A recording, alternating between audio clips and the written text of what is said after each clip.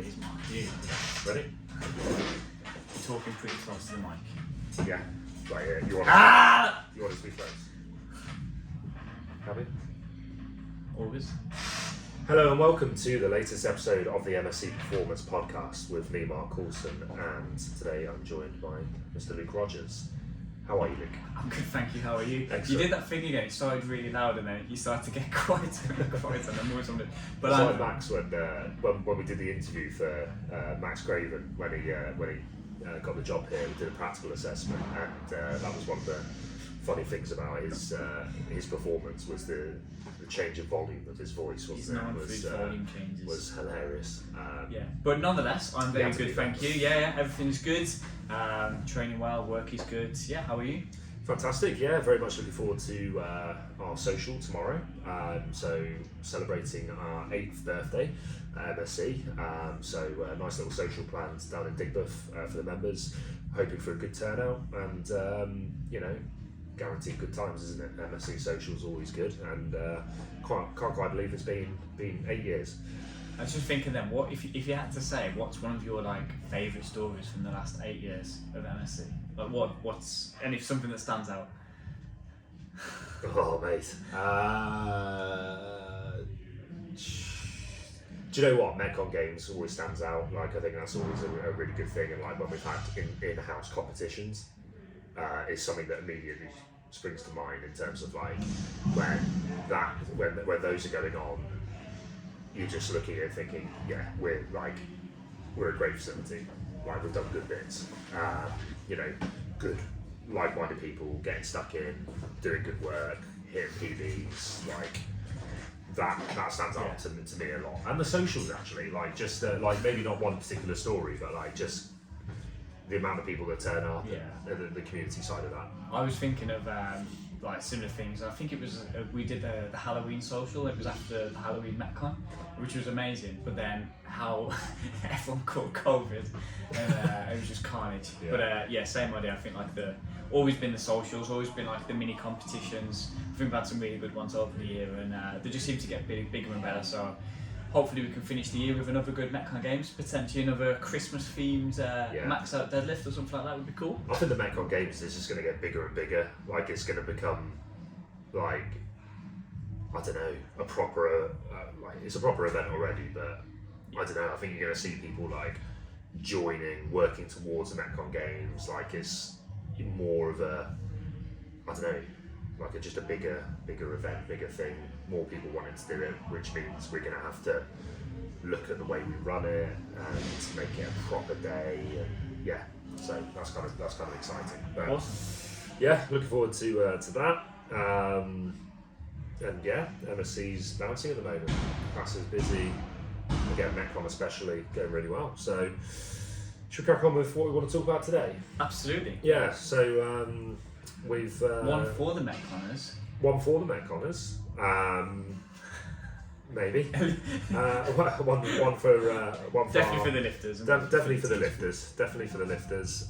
So the subject is based around post-activation potentiation, otherwise known as PAP, and this is a subject that's been very popular for the last 10-15 years. It's got a bit quiet in the last few years, but we've come across a couple of good articles recently, and it's an area that I think we're both quite experienced with, so it'd be good to divulge into that. It'd be good we can talk about a couple of different how it applies to different sports, how it applies to different people, what you can get out of it, and kind of the practical applications. But I think a good starting point is what actually is PAP. Yes.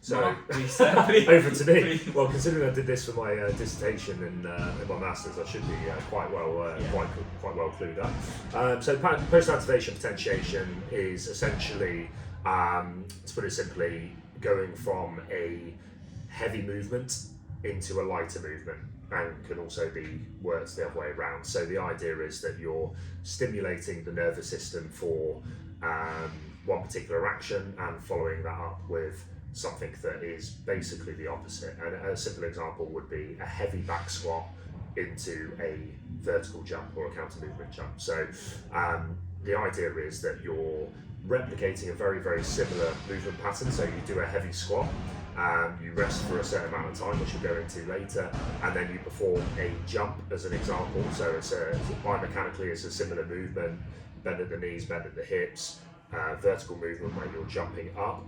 And the idea is that the central nervous system is stimulated from doing the heavy weight. So it's stimulated for that movement pattern, but against moving against the resistance. So we're creating high threshold motor units, like working in that same pattern, but there's no resistance there, obviously, with a jump. But the nervous system's still kind of tricked into thinking that there is essentially. What was your what was actually your dissertation on? Obviously, at PAP, what did you specifically look into? And if you can remember the findings, be interesting to know. Yeah, it was really interesting. We actually used it with like isometric work. We were doing like isometric mid-thigh rack pulls. So that was like quite interesting into vertical jumps, and then we also like compared with back squats into vertical jumps as well. And we were looking at funny enough rest times, which we'll delve into today. So we did it in a group, so there were 6 or 7 of us all looking into post-activation potentiation, but some were looking into we'd all get the data together. Some people were looking into like rest times, etc. So yeah, it's kind of interesting, and it's a way of training I've always really liked, really enjoyed, with numerous benefits. I think what, like Mike said about like the different studies that are coming out now is like people have used this and applied this to lots of different things, like sprinters, even team sports you see it, but it's really like coming to its own in the last couple of years about powerlifting. So it's really interesting to like people that are just strength training and kind of how that can apply. I think one of the good things about PAP is, you know, a lot of times all this research comes out and it's really hard to apply it, but this is like a really low risk potential reward thing that doesn't need any equipment, it doesn't need anything special to do, it just needs you to be in the gym. Like Mark said, you're mimicking the same kind of pattern, so it's quite an easy thing to implement. It's definitely something that I think everyone should play around with, and most people are in strength training, so really cool to delve into the details. 100%, yeah. As you've said, in terms of like the origins of it, it's quite an old thing. It's been around for decades. Research-wise, it's only been sort of the last 10-15 years where I've really looked into the benefits of it, but it's an old like Eastern European, like Soviet type method where a lot of weightlifters from Bulgaria, from Russia in the 70s, 80s would use techniques with like heavy back squat into plyometrics, especially in like weightlifting, obviously the importance of being strong, powerful, and like very fast, very quick. So they would often superset even like heavy snatches and heavy back squats. Back squats obviously works well because higher load, into like box jumps, vert jumps, squat jumps, etc. So you said that about supersetting. Would you say like that was like a direct like straight into one movement? Yeah. Now maybe that's kind of evolved a little bit into slightly longer rests. Yeah, 100%. That's where like if you look at there's a guy and his you might see like repost some of his stuff like once a year or so, but an old shot putter called Werner Gunther, who's like just the best athlete I've ever seen, like in terms of his training. So like he would do absolutely mental like ridiculously heavy back squats, or like used to do like really heavy Cossack squats and things like that into like lateral bounds. And you watch his training, it's from like the 70s, 80s, and he's doing like the heavy back squat into like hurdle jumps, and he's like doing plyos, like jumping up the stadium, like up the side, and he's an absolute monster. He's a big lad as well, isn't he? Yeah, well that's the thing. He's like 6'9" or something, and like 140 kilos, and he's rapid, like just in terms of all-round athleticism, like probably the best like I've ever seen.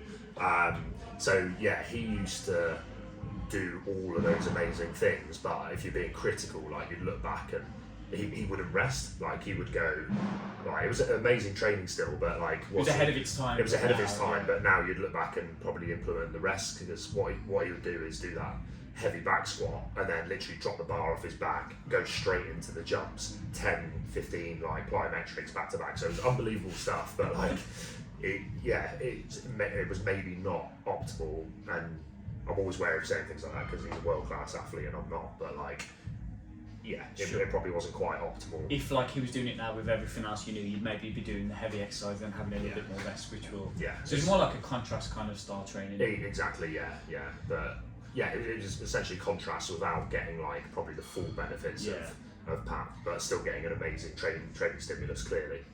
One of my favourite exercises to watch people do heavy is like a Cossack. Yeah. I think it's so, because you watch everyone like, I do Cossacks and so with like a 16 kilo kettlebell. So when you see someone with a bar on the back doing like 100 or something like that, he's literally like full range. Full range. It's unreal, very impressive.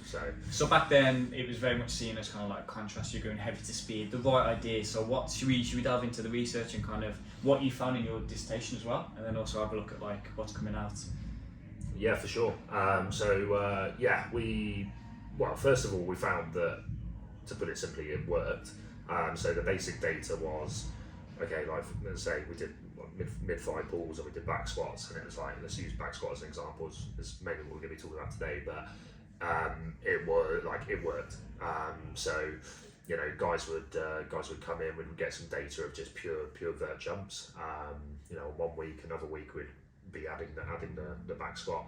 I think we were around 80 to 85% of 1 rep max for maybe double. So it's low volume, still fairly there's no like fatigue really. Pretty high intensity. They were field athletes, so you know, it's enough intensity. And yeah, like the results were significant. Like it was a significant increase in vertical jump performance, which was fascinating. We had some guys resting for sub 3 minutes. We had some guys post 10 minutes, and we had, you know, most timings in between, and yeah, like the key indicator was that, you know, the rest is an important aspect. You know, the guys, you know, when they were doing under 3 minutes, the recovery wasn't significant, and the next session when they would do it with the 3 minutes plus, then you know there was like there was like literally anywhere from like 10 to like 30% like difference, if I remember right. It was quite significant. Alternatively, the guys that rested too long would also get diminishing returns. Like they wouldn't perform either. So the sweet spot, and the research backs this up, is, you know, very vague, but between 3 and 10 minutes has always been seen as like, you know, where you want to be. I know you've come across, you know, some research recently that suggests around 8 minutes, I think. So we can maybe, you know, talk about that a little bit. But yeah, really interesting results. And the thing is with that, what I like about it is that, like I said, you don't need any fancy equipment. It would give you an exposure to doing a heavy weight anyway. And even if it had no improvement, but it was just the same kind of, you were able to produce the most amount of speed, the same kind of vertical jump, but you've got a heavy squatting, that's probably still of a net positive. But the fact that even if it could give you like an extra, like, you know, 5% or an extra 3% to your vertical jump, that's massive. Over time, that really does start to add up, and the risk to reward ratio of it is pretty high. But I think what people start to look at now is that individualization of it. So rather than giving someone a blanket 90% for 2, it's going to look very different depending on kind of your leverages, depending on your strength profiles and everything like that. Like 90% for you as a taller athlete compared to 90% for me, it's going to be very different. Yours will probably be a little bit harder. So it's just kind of now learning what's going to be best for you, and that's something that you'll adjust over time. But I think it's really interesting. I think it's something that people should definitely play around with. I guess now with like with modern strength training, it's really common to see people doing a top set and then doing the working sets after it. Back offs, your back offs. And I think there's a couple of mistakes that people make there, which kind of links into the post-activation potentiation. So the bigger one is people like really overshooting their top sets and then taking their back off sets way too easy, or having to produce the work as a result. So like, let's say you meant to have a triple at, 7 RPEs. You meant to do like a hard triple, a few reps in reserve. That triple, if you did it at a true 7, similar to the post-activation, the end of your back off sets could have like a small benefit from it, or again, it's not going to take too much away from it. But if you did a triple at 10 RPE or 9 RPE and the fatigue's a little bit higher, it's going to really take away from them back off sets. And then long term, over time, that's going to have like a net negative, the amount of volume that you accumulate in, the amount of intensity that you're working at. So your training response is going to be worse. And that's kind of with the post-activation potentiation study that we're going to talk about. they individualized like the 85%. So everyone did 85%, but then they used a velocity drop to decide, well, to compare like the results on the amount of reps performed. Oh, sorry, on the velocity of the counter jump. And like the biggest response was when they stopped after a 5% velocity drop, which is a very small amount of fatigue. It's probably going to be a couple of reps, maybe 3 reps at 85% before you'd stop. Compared to a 20% drop off, which would be you're starting to almost grind out your reps. That would have a negative effect on the next exercise. So it seems that keeping the top set fairly fresh is the key to getting the result, and that's literally what you said as well. Yeah, exactly. So Yeah. both in terms of the amount of time that you're resting for, and also the amount of reps that you're performing as well. So like you said, it was 8 minutes where they noticed the biggest result. They tried it with 10 seconds straight after. So like that guy would have done, what was his name? Sorry, Werner Gunther. Gunther. What a name. Big Gunther on pretty much doing like a superset. Yeah. No positive from it, because there's going to be that little bit of fatigue. 4 minutes is probably a touch too close, but 8 minutes was seen to be the sweet spot. 12 minutes, like you said, was actually a little bit too far, where you're probably getting a little bit too cool. So it backs up, it's interesting that the research has gone further and we've got that, a good idea, or at least good data as to what that sweet spot is. So when you're doing that training yourself or with your clients, is that what you're looking to do then? You're looking to build, like if you hit your top triple and you're doing your back off sets, are you having that sort of rest before you? Yeah, so I think depending on what the priority is of your strength training session depends on like how hard you're pushing that top set. So like if you're close to a competition or you're really focusing on like the higher intensity work, that top triple might be a little bit harder. But at the time, like most people now are using that kind of vertical integration model that we spoke a while back ago, where you're kind of always doing all the working the different characteristics of strength. So you're always doing some top end strength, you're always doing some high repetition stuff all at the same time, but each kind of phase of your training might have a different priority. So let's say the priority at the time is like you're working on the high rep stuff and you're keeping the top sets of max, then a triple at like 6 or 7 RPE and then resting. Maybe not a full 8, because again, like the key is obviously making it work in the real world. But maybe if you're trying to be completely optimal, 8 minutes would be great. But let's say 5 to 8 minutes, so you're getting as close to that as you can. Exactly, it is a long session. So that's where like you need to add up the pros and cons of it. But I think 5 to 8 minutes, and then if you're really trying to push the rep work, you get the benefit from that. Yeah. Versus if, let's say, you did your top triple at 9 RP and had 3 minutes rest, you're going to really get diminished results on the rep stuff after, which long term is going to net you a negative on your strength training. It seems to be over the last few years the most popular way of doing, getting your sets of reps in is building up to a top set, a top set, then doing your back off work. Yeah. Do you think it's the research of post-activation that's kind of driven that? I don't think directly, but I think it's a core like pole study, because the study we're talking about with the 8 minutes is one that was done on as a velocity after it, so it's the traditional post-activation. But then there's other ones where it was done on lifting, where it was a double at 90%, which I used that example earlier because it's going to be completely different depending on, like a double at 90% is hard. If I did a double at 90%, it's incredibly tough. And then it was set at 70% after it, which again is a lot of reps, so they're quite extremes. But yeah, I think the top set's in there just to always keep that little bit of exposure to the heavy weights, rather than just doing 70% the whole time and maybe losing that top end strength. I think originally top sets were in there to try and get the exposure to both. But it's a cool like secondary thing that actually the top set's not going to take anything away from your rep work. You can actually enhance it as long as you're being smart with it and not like overshooting it and negatively affecting then the back off sets. Yeah, I wonder if it came from weightlifting a little bit as well, because it's always been a popular way. Again, like the old Bulgarian methods of like the 80s was daily max, like build up to daily max, like one set of one, at your highest load, and then do your 5 singles or 5 doubles at 80%. After that, so it'd be like build up.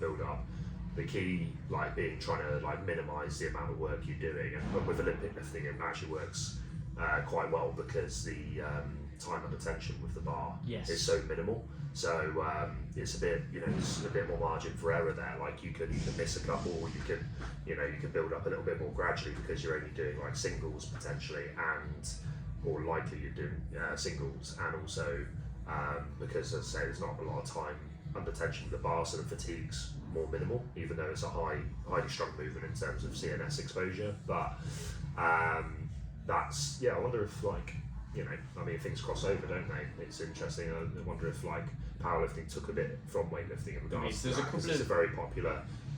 Some people don't like it. I know, like programming Jazz, like he doesn't like to work daily maxes. And to be honest with you, I don't use it a lot with weightlifters as well, because it encourages the lifter to miss a lot. Yeah. If I ever do it, I'll say, right, you're allowed 2 misses or 3 misses, because you get some guys who are like 10, 15 misses just to get up to an extra couple of kilos, and then it's like that's when the fatigue's coming in. That's when you're reinforcing bad movement patterns, etc. So mentally as well, that's like negative. Yeah. A lot of the research on powerlifting comes from like the old Russian and Soviet methods from like throwing as well. Throwing, they're the big ones. So when you're talking about this guy, like probably some of it might have come throwers from are arguably like the most powerful like athletes out there, aren't they? So it's the emergency strategies model, which is you work out how long it takes you to peak. You do the same thing over and over again. Is very much based off the training of throwers. So I imagine a lot of it is from weightlifters and from throwers for sure. 100%. I know field athletes have taken that approach from there. It introduced it like obviously common methods in American football and rugby, like contrast, heavy into light. It might not be pure post activation because of the vertical stuff, the rest periods being minimal, but it's very commonly used, because you think of think of those sports that require good maximal strength, good power output, good speed. It ticks the boxes really, and it's really fun to like train that way. Like pre-season stuff is like my favourite time of the year to train. I'll go off season where it's a little bit more time and attention, like tissue tolerance building, things like that. That's a big thing. Base, and then going into that, it's just like that's my favourite time of the year to train. Like it's just fun. Like literally, like bench you just said press that into throw into overspeed. You can throw in like banded overspeed stuff. You can get really creative with it. And as geeks in our field, like that's quite a fun thing to do. And then you think of that of like people on like the rugby teams that don't really enjoy training, but then if you can make it just a little bit more fun for them, especially if there's like a measurable thing, like if you're doing like vertical jumps but you're trying to aim for a target, or you're trying to throw a certain distance, when there's that little thing that can actually make it a little bit more fun, that's massive for getting better outcomes from your training. 100%, yeah. It's just fun, isn't it? Like throwing things and jumping and. Because they might hate the lifting, but if you say you've got to do 3 reps of a heavy squat and then you're going to do a vertical jump, that's a bit more fun for them, isn't it? But going off topic slightly, but like Ben Johnson was a Canadian sprinter from the late 80s. He was one of the first sort of popularised exponents of it as well, where he'd do like a 3-rep max back squat, he'd work up to a 3RM, and then like sprint after that. And like even to this day, he's the fastest guy ever out of the blocks. Like his reaction time, like but obviously there's other components to that rather than just that kind of training. But it was really interesting. It would literally like the side of the track have a rack set up, and he had like an insane squat. Like it was just really like pretty much elite powerlifting standard, like in terms of his numbers. And then like would rest. I don't know what his rest periods were, but he would then go and sprint. That's just cool, isn't it? That's very cool. I was going to ask you that actually, because you said about like at the start with the pulse activation, you want to kind of mimic the movement patterns. For sprinting, obviously squat's a little bit more vertical. Sprinting could be exactly. Would you rather go deadlift? Deadlift. That was the question. Yeah, deadlift 100%. I know in America a lot. There's some teams out there. I think like Oregon and like a couple others that like use. There's one guy out there who's a real component of it. I can't remember his name, but like he basically gets his guys doing like heavy deadlifts into their sprint work. So there'd be some benefits obviously doing the squat. Some massive benefits, but like if we're talking about like specificity, then we want a bit more horizontal. Sprinting's horizontal, isn't it? So would it work with just thinking out loud? Obviously, it's not quite the same, but just exploring. If you were to do like, let's say like a heavy maximal like 5 meter sledge sprint, rest a couple of minutes, and then into like a max effort sprint, do you think that would work, or do you think it would be better to stick to like the deadlift into the sprint? Like how specific of it do you think it has to be? Yeah, that'd be an interesting thing to look into. Is new masters. Specificity versus load. Yeah. I guess that would come into, wouldn't it?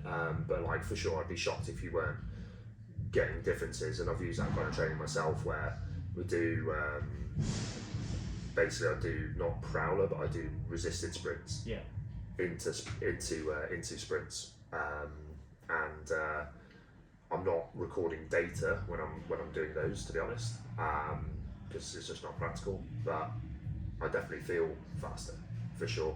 So like I've done it last couple of summers, so I do 20 meters with a sledge, percentages varying in terms of the load that I'm using, and then resting a few minutes, and then into a sprint. But again, you have to take practicality. Like I was saying, 8 minutes is the sweet spot. That's a bloody long session, man. Like that's a split. That's you're doing your sprints in the morning and your weights in the evening.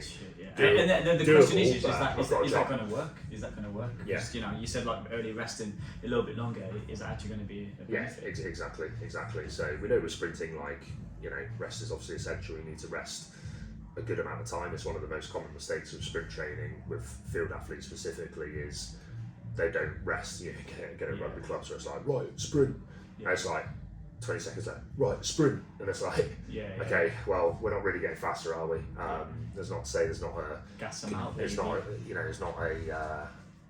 there's some positives obviously coming from gases. Do you know what would be a cool way to kind of set that up? And I've been doing a little bit in the Metcon classes, is because you need the rest after, so that you could do like heavy sledge sprint, station 1, station 2, some kind of upper body light exercise or heavy exercise, station 3, then you sprint. So rather than just resting for 4 minutes, you would go and do like your upper body, and then you could go into your sprint after it. It's something I've been playing around with. I haven't got any data to track it, but I really like doing like in the Metcons on a Tuesday, doing like a heavy sprint, and then your second lower body exercise would be like just a normal kind of sprint with like a chop and a turn, or even a down and up in there. And you mix it, you split it with an upper.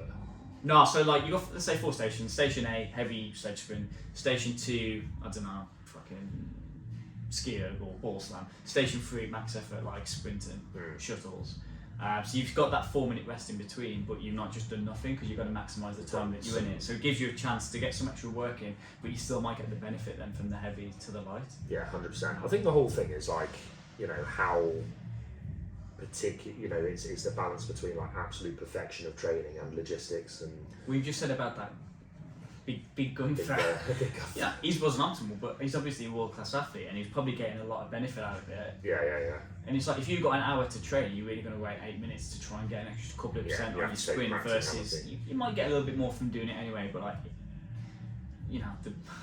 you rest 8 minutes, you gain a couple of percent, but you lose out on a 1 or 2 extra sprints that you might have done with the extra time. So you've got to add all that up and then figure out what's best for you. And the session's so long, you get hungry. You've got to eat. You've got to rest, yeah. What do you think about PAP for any upper body stuff?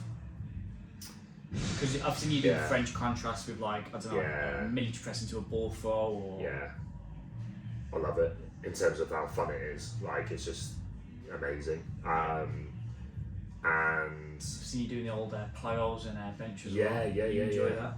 Yeah, I think it works well. Like, again, like, using myself, like, you're not necessarily like recording data, but like you're feeling fast, you're feeling strong, you're getting good work in. Like, if I do a heavy bench into a plyo press up, I feel a lot better doing that than going straight, just straight raw into a plyo press up, for sure.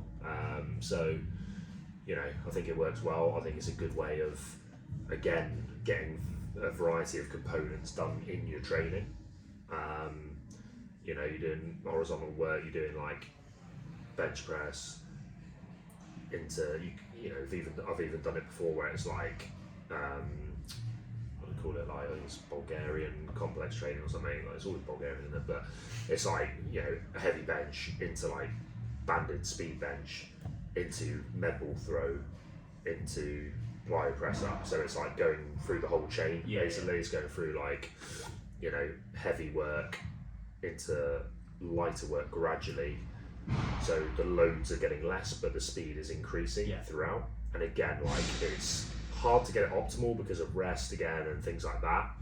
By the time you get to the argument is, by the time you get to plyo press ups, you're a bit tired. But if you're doing low reps, if you're doing like double or triple on bench, really on the chains or banded speed work, you only need to be doing doubles really anyway. I think this is the key, is you need to think about what you're trying, because a lot of times people are going to do the chain and they're just trying to fatigue themselves with the extra reps. Doing 6 reps. The benefit isn't gained from doing the extra reps, the benefit is from keeping the output as high as you can. And I think that's the big thing that came from the last study which prompted us to do this chat. Like the one study on the bench press post-activation showed there was no increase from it, but the protocol was 3 threes at 85%, which is 9 reps, man. It's a lot of work, 85%, that's a lot of work. 85 for 3 threes is a normal workout. Like, if you said to me today's bench session is 85% 3 threes, you'd be like, okay, that's a normal workout. Yeah. And then you've got to do your AMRAPs at 60% after. Like, that's a hard session. That's where, it's like, the idea is right, but the execution's wrong, because, like you say, you're doing 9 reps at a very high percentage. 9 reps doesn't sound like a lot, but it is. Like at those percentages, it's a lot of work. But 85%, and then people are getting what, 7 reps? So you're working at 6 by the last set, 7ish RPE. Yeah. Then to go into like volume work, whereas what you want to be doing is you want to be going like about 85% work, but like doing 1 set with intent, and then contrasting into the not back off volume type work, but like speed work or something like that, or it could be volume work. I think it was an old bodybuilder called Vince Garonda, I think, who used to do like single into. Is it Vince Garonda? Have I said that right? You just make it up. Do you know, like when you talk to your granddad, it's like back in the day? Gunther used to do. Nobody's heard of any of these people, but like do like single into 6, single into 6, single into 6, which is a way of doing the top set work and the volume work. If you're looking for top set strength stimulus and volume work, that was a different way of doing it than 3 threes 85%, and then you back off. So it was like, I'm going to do a single, I'm going to do a 6, I'm going to do a single, I'm going to do a 6. I like even done in a way where it's like the singles at 75%, then the 6 is at like 60%, but then the next set the singles at 80%, and you do it like that, where each time the single goes up, and again, like, great way of training. Maybe like, again, you've got to take fatigue into account, but from a like, speed power type perspective, doing like the 1 triple on bench press, then into your speed work, and when you do your speed work, 2 or 3 reps, fast, powerful. Output focus rather than fatigue focus. Output, exactly, focus on output. And then, I think a lot of people would be scared that that's not enough volume, but if you're doing 5 rounds of that, by the end of the session, you've done a lot of volume. You've done a lot of volume, so if we're talking about like, hypertrophy stimulus, like you're getting that as well. That's one of the reasons I like that sort of, contrast, or like complex, like Bulgarian complex stuff, where it's like, it's almost you're getting everything. I love it. It's like you're getting the strength, you're getting the speed, you're getting the in between, you're working skill, you're working specificity, and you're doing volume. Like you're doing a lot of volume, man. Like by the end of the session. It's interesting because, like you said then about like how you get from your strength to your speed. Like obviously that's the traditional way of doing PAP, but now like when they're trying to think about applying it to like the modern day powerlifter, they're looking at reps at 70%, which is pretty much what you'd be averaging on hypertrophy. And they're finding that top set then does improve your rep performance at 70%. So like, as well as increasing that top end speed, it is improving your rep performance. Like that one study that was the squat, it was like a 29% increase, which is huge. It's like an extra 3 reps, maybe 4 reps, and over time that's really adding up. So like I think it's applicable to pretty much everyone, which is why like we wanted to talk about it, because it's great for your field team. It's great for your powerlifters, it's great for your weightlifters. There's not really anyone that might not be able to do it. So I think it's something that we should all be striving to include in your training, or at least experiment with. With the strength and speed aspect of it as well, from like a field perspective, is a great way to start getting like your high days, low days. Like a lot of people make the mistake of doing, heavy lifting session on Monday, and then Tuesday might be like a plyometric day, and it's like you're trying to do like, high output stuff 2 days in a row, whereas really what you can do is you get your strength and your plyo in the same session. Your next session's accessory work, single leg work, bodybuilding, whatever you want it to be, or rest day, and then you work it like that. So you have like a high day where it's like high intensity, high stimulus, high speed, and then your next day is more of your accessory. So like a day 1 might be contrast between like back squat, vertical jump, bench press and plyo press up, and you sprint and you're doing sprints, as well. That'd be like your high day, and then your low day the next day might be, a bit more moderate intensity, some more volume work, but like single leg maybe, like, lower loads. Doing it that way works really well. Decent.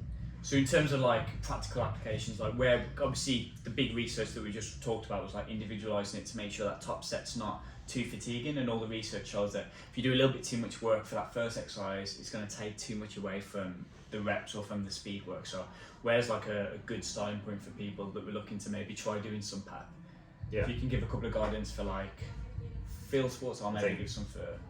Yeah, 100%. I think like with field sports, you can go down, rabbit hole of French contrast training, Bulgaria, like doing 3, 4, 5, 6 exercises. I'd focus on just 2 exercises, for each body part. So I'd look at, if you're training full body, for example, then your session might look something like squat into box jump, using those as exercises. Then you might be doing like RDL into broad jump. Would you be going rest in between them? Or? Yeah, rest in between. So, let's say, okay, again, you're trying to be practical. So, you'd be having a little bit of rest, even to be honest, at most like a minute to 2 minutes. I mean, you've got to be realistic. You've got to be realistic, and at the end of the day, if this is new for you, you're going to get some good stimulus anyway. So, you have to be practical.